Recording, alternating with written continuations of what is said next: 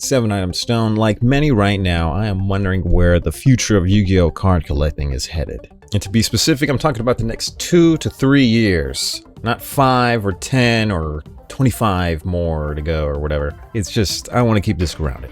And a disclaimer for this video and discussion, this is how I understand things. This is my perspective, my opinion, and my research that I did, etc. So let's get started and talk about Yu-Gi-Oh card collecting, the people who collect them, and what is being collected. See, there is an entire class of Yu-Gi-Oh players and collectors who don't even watch the anime and have never read the manga, and they really enjoy Yu-Gi-Oh for the game's competitive nature, the card game prowess, or flexing max rarity decks in everybody's faces. There's high-end casual collectors who just want a particular card in every ultimate rare printing, or the high-end serious collector buying cards in the 6-figure range, the historical cards that articles are written about. You have master set collectors, you have high-end and low-end deck builder collectors, you got true budget collectors who just buy cards when they can, what they like, and you got all kinds of variations of types of collectors, okay? And these people are after certain things. Some things are more accessible than others, but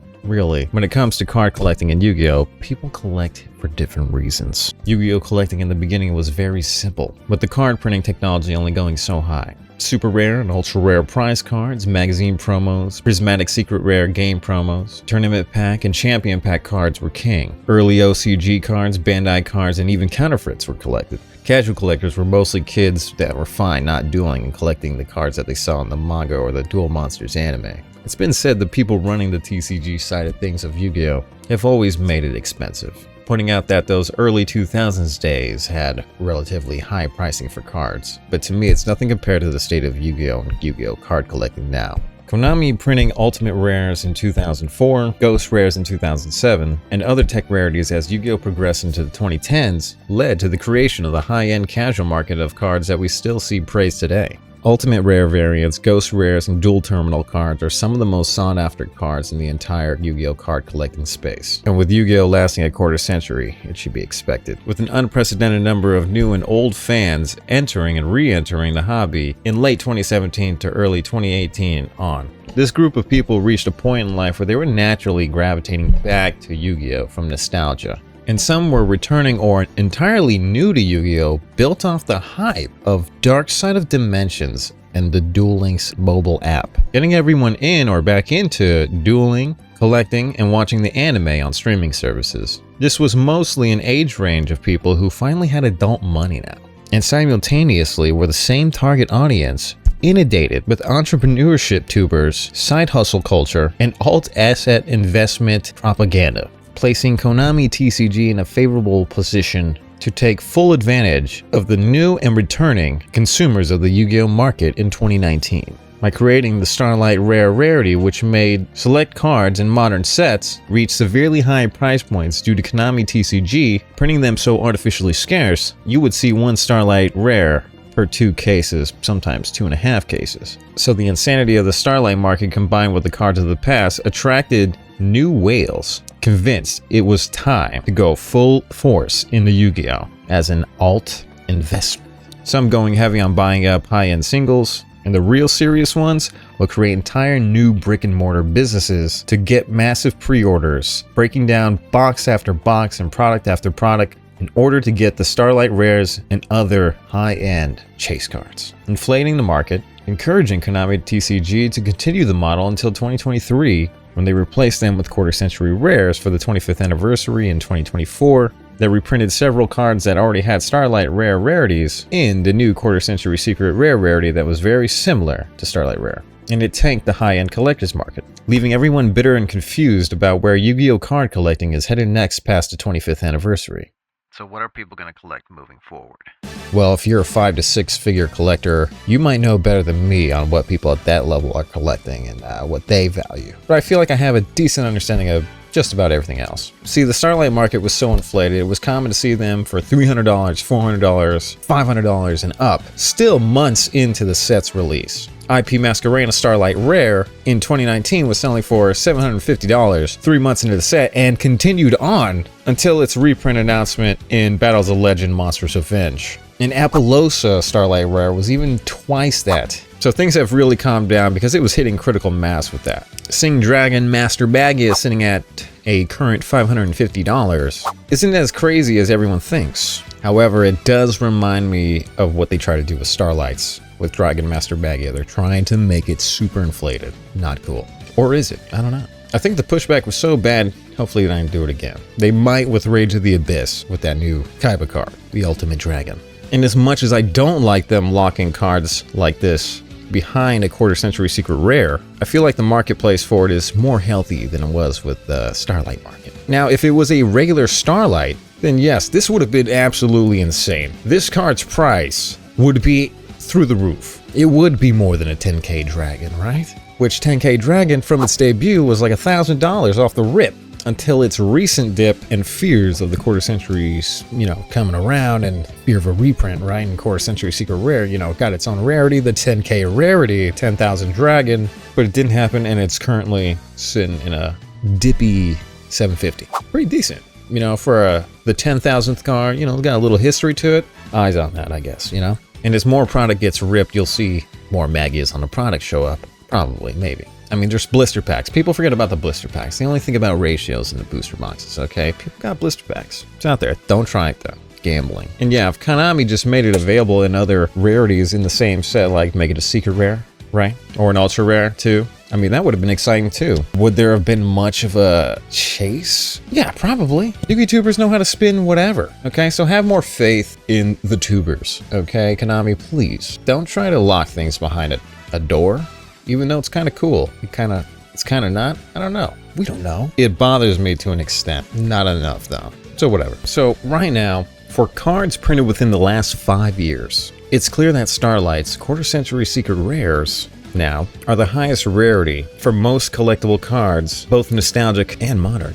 New. Again, this 5-year span comes down to cards placed in high rarities that appeared in the anime manga from DM to Vrains, as well as the modern meta cards and new archetypes that had no anime appearance. People will be collecting Starlights from now till the end of 2024 because prices are so low from the dip. A lot of worldly matters could affect this, but hopefully not. Fingers crossed. In fact, OG Appaloosa art never got reprinted, right? It was the alternate art that got printed in the Rarity Collection 2, right? The 25th Anniversary Rarity Collection 2 set for the TCG. That got the alternate reprinting in quarter century secret rare. So the Starlight of the original art of Appaloosa still retains its value. So collectors, stop crying. Her and other cards in the Starlight category remain evergreen still, currently at the time of this video. We still have the quarter century secret bonanza and the tins. So once that ends, we'll have better insight. And most quarter century secret rares are so affordable right now, people will be rounding them up for the next year. Unless for 2025, they decide to reprint cards that were quarter century secret rare and Starlights, thus repeating the cycle of insanity. But I don't know if that's where we're headed with modern sets. Hope to God not. It's possible they could have sets with a few rarities in it. Bring it back old school. Secrets, ultimates, blah, blah, blah. They're trying stuff with this, the newer sets, the quarter century secret bonanza. And I'm sure they're going to be coming out with more stuff, right? This recent card technology advancements in the TCG with the rarity collection sets, we might see some nutty stuff going. Something similar to like kind of what they did with boosting the deck build sets, the collector's rare sets in the TCG, giving it a Starlight rare here and there. Giving a little bit more excitement to the set, Ultimates and more so Ghosts could return to core sets, maybe, include Starlights with that, like we said, maybe, combinations of different rarities stuff. Who knows what they're planning too, if they're making anime stuff and new movie maybe, they could get crazy. But altogether, as far as ultimate rares go, I think they want to keep continuing the OTS series, right? The OTS pack series. Keep the ultimates in there, right? Which, by the way, the OTS ultimate rares in the TCG, I could see them being picked up because they're very undervalued right now. Some people have full-blown OTS set binders, just stacked with ultimate rares from the OTS sets. Looks great too. Oh my god. But yeah, with ultimate rares, I don't think Konami is generous enough to give them outside of OTS specs. Putting them in core sets, are they that generous? I don't know. We have to see.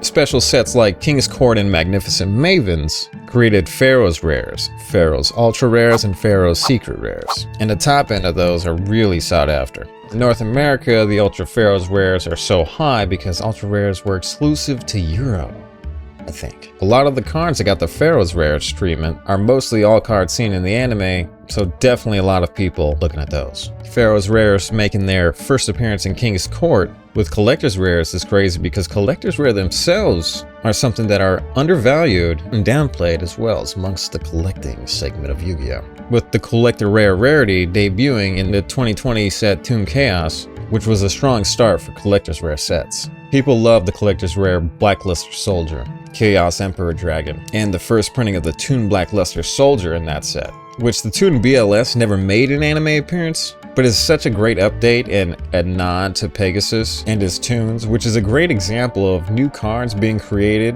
with old card themes, keeping nostalgia for duel monsters alive and well, and collectible. More importantly, I'd say Collector's Rares, not the ones from the Rarity Collection series, are such a strong and undervalued modern, high-end rarity that I believe most are starting to realize original Collector's Rares are so strong. It reminds me of how people talked about ultis. Of course, some ultis were always praised, but from what I could see, there was heavy criticism for it as well. Just like CRs at first. And the Rarity Collection series Prismatic Collector's Rares are something that I don't like and I personally don't value. But even there, I'm seeing people gravitate to collecting those. And same goes for the Prismatic Ultimate Rares in the Rarity Collection series. To me, they look great in certain lighting, but it's too glossy.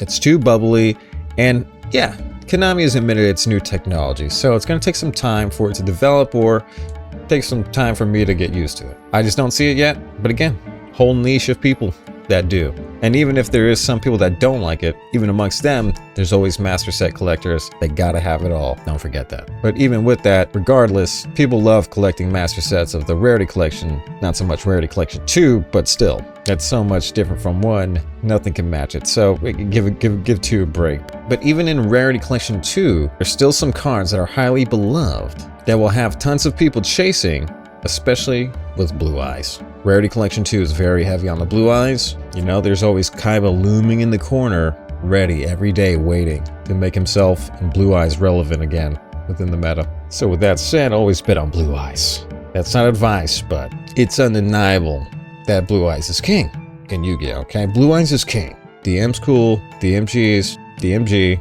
but Blue Eyes is king. We had the Kaiba briefcase. Print the 3 Prismatic Secret Rares, which is more affordable than the DDS version that it's modeled after. Even though it's intended as a full collector's set with the briefcase and the deck of cards as well being printed, some that have never been printed before, so very nice. Those are cool. These made-to-order briefcases have been broken down enough to have a good amount of copies of the Secret Rares on the market now. So those Prismatic Secret Rares from the briefcase, there's a few out there. The briefcase versions are sitting at $290 right now, currently. And quantities can't be verified because, again, it's made to order. Don't know the scarcity, right? Don't know. A lot of people could have been ordering 5, have them in the background, sitting on ice, waiting for that 10-year mark, that 30-year anniversary to pop off and stonk out. But mostly people will always continue to chase DDS Blue Eyes because that thing is beautiful. And it's got the code, it's a piece of history, Game Boy, yeah, all that. Yeah, it's good stuff, it's old school. Speaking of old school, the SM51 Blue Eyes White Dragon is a card that anybody with money should be getting. This card should be the most expensive Blue Eyes White Dragon card based off looks alone. It's the most beautiful ultimate rare printing in all of Yu-Gi-Oh! It's an OCG card from the set Spell Mask. Graded 10 copies of this card are sitting just under $5,000. There's only 2 other Blue Eyes cards that I think are just as cool as this. One is the 2001 Shonen Jump Lottery promo Blue Eyes that only had 1,000 copies. It's an OCG card with English text, and it also has a Japanese text counterpart. I don't know what that is actually. But this English text version is insane. That thing is awesome and is actually nodded to in the 2020 Animation Chronicle OCG set with printing it in an updated layout, you know, a modern layout as a Starlight Rare, which is currently the only way to get a Blue Eyes White Dragon in Starlight Rare, even though it's not a TCG version of Starlight, which is actually very different from one another. Even the quarter century secret rares, the rarities in the OCG, the TCG, the foiling technology, very distinct. Those cards are great. The English text Blue Eyes OCG cards. This is what people are after with Blue Eyes. Obviously, the North American first edition LOB Blue Eyes is always the highest goal, like sitting at like $190,000, something crazy like that. But these alternatives are great. And on the low end, there's many Blue Eyes cards to collect. Again, Rarity Collection 2, showing a lot of Blue Eyes cards in there. Other obscure OCG cards, like event cards, are also on the bill. Tokyo Dome Blue Eyes and Dark Magician, the 10th YCS Japan Guinness World Record card, and any other historical OCG event commemorative card or promo, like those should be looked at. That applies as well for sweepstakes and get campaign cards here in the TCG, like Oracle Palladium Mahad, Blue Eyes Alternative Dragon, United We Stand, and the BLS Get promo that was given to people who entered the sweepstakes when they bought the Egyptian God stainless steel version cards gimmick, or they could have obtained the BLS promo through a mail-in ballot. You know, this card was limited to 2,000 copies and is a reference to the $10 million or the $1 million original version of in the OCG, the Blackluster stainless steel prize card. There's been articles written about it. It's probably one of the oldest articles written about Yu-Gi-Oh! Prize cards. Some photos of it show it gold, but it's actually vanilla. But regardless, we have it here now in the TCG with OCG text, but it's an official TCG card.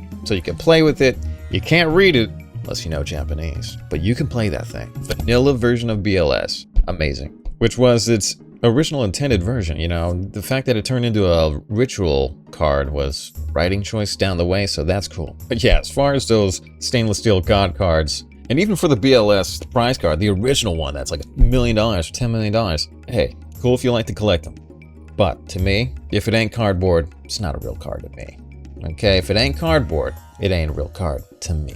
Never mind that though, the Dungeon Dice Monster Dark Magician Girl promos, the 3-card set of them, right? The green, the blue, and the pink, those are awesome. Check those out, they're nice, they look great. Also, the OCG collab cards are looked at plenty, like the 7-Eleven collaboration promo cards where they show Dark Magician and Blackluster Soldier in a miniature Bomberman style chibi anime version of the cards. Sealed promos, right, that you get at 7-Eleven. Amazing.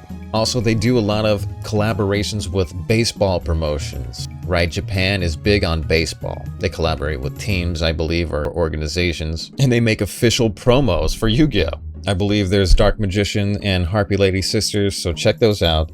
The Coco collabs. The Goo collab, especially with the Blue Eyes White Dragon, Prismatic Secret Rare, and Karibo as well, those sealed promos look incredible. It is actually a more recent occurrence within the past 5 years in Yu-Gi-Oh! Doing these collabs, which goes to show how good the OCG is progressing and growing Yu-Gi-Oh! In Japan. You know, the OCG has so much to collect in it. Packaging products with cards that have specific themes, solid themes, like the number file, the complete file, the White Story, which is the Alabaz lore, all in one nice packaged product.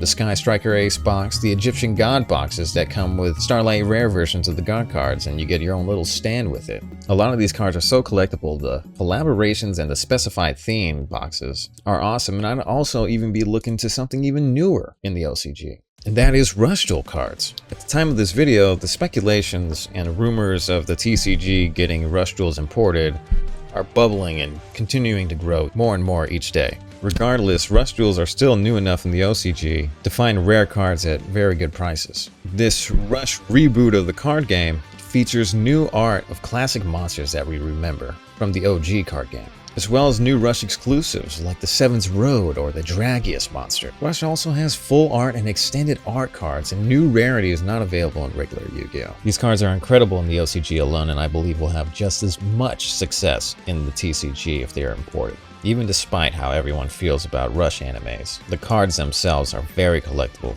Also for the OCG, there is that new weird hybrid version ghost rarity out there. The Winged Dragon of Ra DP24-JP000, which is, as far as I can see, the only card of its kind with that rarity. It definitely catches my eye, so that's there. Also, Asian English is back, and the sets for it are incredible. Yes, the OG sets for Asian English are highly coveted. The Ultimate Rare printings are really sought after. But the new 2024 sets that are getting printed are awesome because they give cards that we see in the TCG high rarities like quarter century rares, like the Ancient Gear cards in the Legacy of Destruction set. In Asian English, they got some quarter century secret rare treatments. So the OG Asian English product and the new stuff is really awesome. And to round up the OCG cards, I think I should mention the 101s that you see articles written about. The Blue Eyes Ultimate Dragon T3-01 card, a 101 Blue Eyes Ultimate Dragon.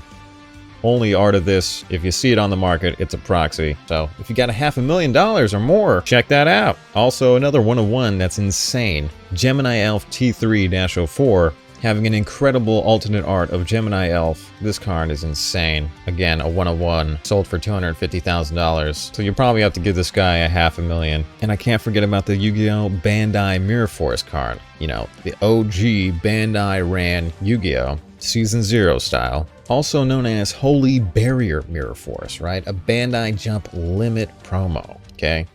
This thing's hollow. I don't know if they specify, I think it's Ultra. But this thing goes for $4,000. I mean, I don't know how many copies are in a good enough condition. So stuff like that is going to eventually disintegrate. These Bandai cards are ancient. Speaking of Bandai, let's go to TCG. TCG Dark Magician 25th Anniversary Bandai Art card is one of the highly honored modern ultra rare printings of Dark Magician. Coming into 2022 set Battles of Chaos, this art of Dark Magician is to celebrate the 25th anniversary of the manga. This is separate from the 25th anniversary that we're going through right now, 2024, of the card game itself. And it also has a stainless steel counterpart, right, in the OCG that I don't really care about. Another stainless steel gimmick. But as far as this 25th anniversary ultra rare Battles of Chaos Dark Magician Bandai art, TCG people are scared it might get a reprint by the end of this 25th anniversary for this card game in 2024. I say unlikely, personally. And regardless, original print is original print, right? True collector, I don't even care about that type of stuff, but it is the facts. And if I did eventually care about that stuff, there it is. I'm like, hey, I got the ultra rare printing. This is the original, bro. I don't care if it's got a QCR. This is Daddy OG, you know? So keep that in mind. It's all about the mentality when it comes to stuff like that. Even if it gets a reprint, I don't care. And as long as we're talking about our boy Dark Magician here, we gotta mention the Ghost Rare Dark Magician from the Ghost from the Past. Ghost from the Past 1 Dark Magician Ghost Rare is fat and going up in price as the days go along. Ghost from the Past 1 Dark Magician is amazing. And I don't see them reprinting that. I mean, reprinting a Ghost Rare like that would be treasonous. Also, the Platinum Dark Magician is not my favorite, but a niche likes it. And it does look damn good when Dan Green signs it. So that's an honorable mention. I'm leaving that there. But the Platinum Blue Eyes White Dragon is obviously cooler and still gimmicky, and there's an audience for that. I don't want that. Looks like it could scratch easy, but it's still cool. You know, it's got the SDK art. Okay, so you can't deny that. Blue Eyes is king. And now Blue Eyes from the Ghosts from the Past 2 printing, it's not so nice. You know, they really messed up big on that, so regardless of that, people are still after it.